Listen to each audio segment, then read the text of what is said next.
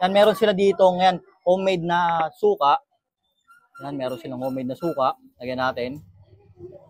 Tapos, yung sandamakmak na sibuyas. Kaya masarap dito. Yan. Tapos, optional na lang kung gusto mong lagyan ng asin, asa sayo na yan. Yan, lagyan natin konti. Tikman natin. Bale, meron sila dito 3 klase ng itlog. Meron silang balot, may penoy, tapos yung normal. Yan. Yung balot pala nila dito, bibihira lang to, no? Buti, nakachamba tayo. Yan. So, malaki. Litan natin kasi mahina tayo lumulok eh. Yan.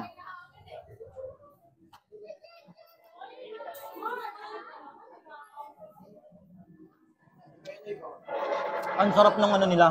Yung breadings na ginamit nila. Hindi siya yung natural na pang kwek-kwek. Para sang yung sa oko, yung sa galapong. May alat na siya.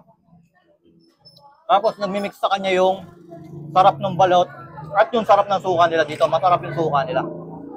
The best. Datin sa Manila, bihira yung ganito, no?